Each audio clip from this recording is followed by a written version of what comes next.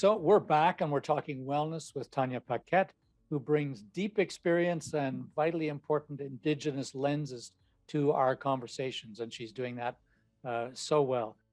One of the concepts that I came to treasure in my time at the ministry in connection with the Indigenous elders and population was the way in which elders are revered and listened to and depended upon within the community for their wisdom and for their deep knowledge and for sharing that knowledge. For a guy who works on behalf of 81,000 seniors, elders, I deeply worry that at least in this society, the one we have around us, that doesn't seem to be, other than in the Indigenous population, it does not seem to be in all of our communities the way in which we treat elders. Witness how we've treated long-term care elders. And I'm not sure how we translate that, but I know I love the fact that within the Indigenous population, that is a prime role.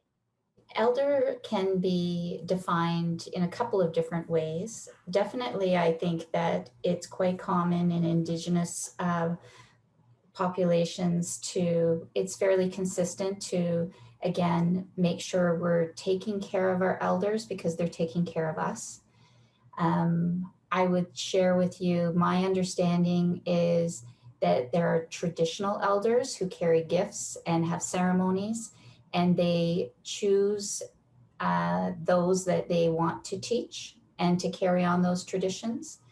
And then they also are there to guide in very certain areas. Again, they don't carry gifts in all of the areas. There are some that are there to guide you along a music journey, some that are there to guide you in your careers, and some to guide you in making good decisions where people might be struggling or be at odds with the goal at mind.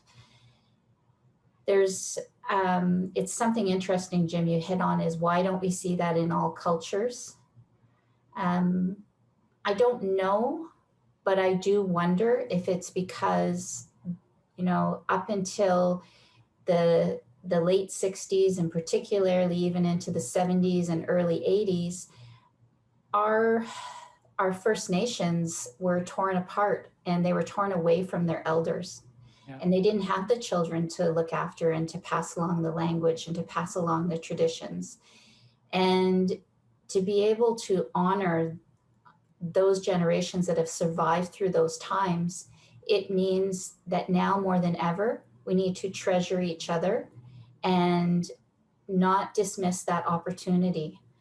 I've even known people to take in seniors that were outside of the Indigenous population because we just feel so passionate and there's an allyship there. And I think, again, it comes back to really understanding the value of caring for each other and that there are things to learn from each other. I would hope that everyone would value and understand that, but it's not until you've lost it sometimes that you really realize how important it is. Let's go back to the workplace and the idea of work-life balance. It's a bit of a cliche.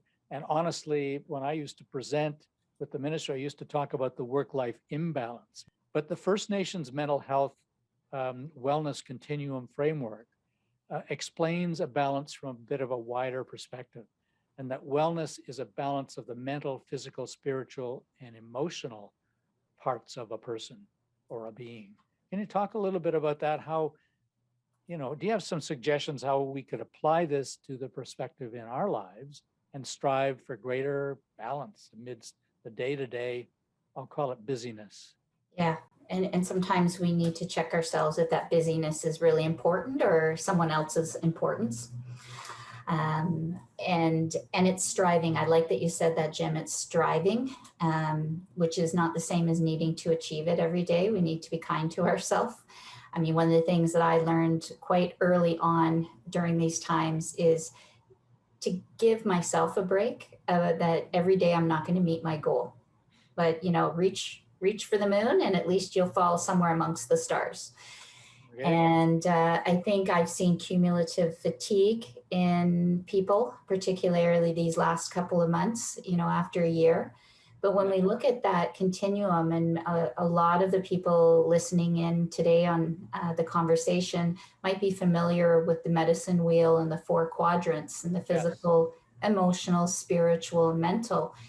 And I was always taught that each of those quadrants is a continuum and you move throughout them. Very rarely are you in just one. But what I would invite people to do is to be curious about if they're spending a lot of time in only some of those quadrants.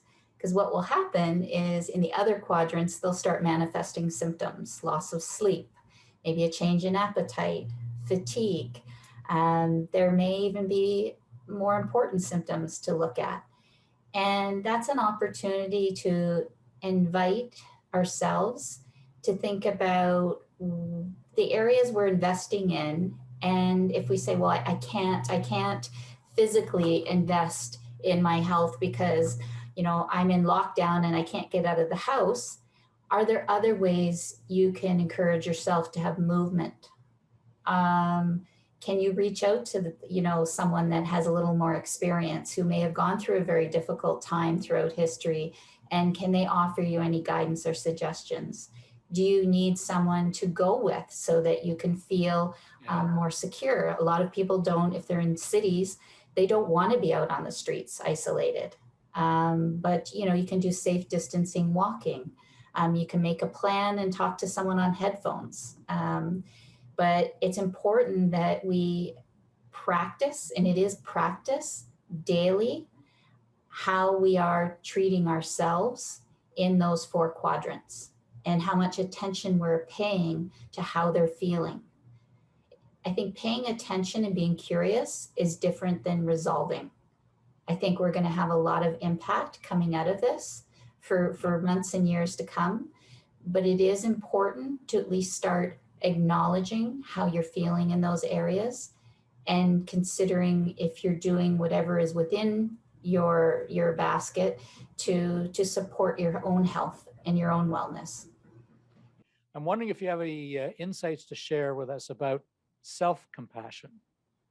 I think a lot of folks tuning in may be the type to care so much for others, to do everything they can to support others. Typical teacher or educator very much fits that bill, but perhaps not turn the same level of support inward. Is there anything you'd say to people like that? And there's lots of them out there. Absolutely. I bet 99.9 of the people listening in with us today, Jim, are empaths. They're caregivers. It's why they go into these professions. And that doesn't stop even when you retire, because that's just part of their core being. And thank you for being like that. The world's a better place for you in it. But I used to say to the students when I taught at post-secondary, and I would ask them to make a list of everything they had done for their family or their friends that day or even that week. And I could give them 15 minutes and they'd still be writing. And then I'd ask them, now please make a list of what you did for just yourself. And it doesn't count, going and having a shower. That's just a necessity. But what did you do? That was going to be first on my list, right? Yeah, just for you today. And oftentimes it would be a blank paper for the past week. Very short list and sometimes still blank. And I'd say you need to care for yourself as much as you care for other people. And of course, they struggled with that. So they said, how does it make you feel when I ask you to go be selfish? And their body language would just change, because we think of selfish as something negative or taking away from others. So I would invite us to consider, what if we redefine selfishness as a balance of being as healthy for ourselves as we are for each other? And if every time we gave our best friend that compassionate, caring advice, how he or she should care for themselves, we took that advice for us, even if it was just most of the time.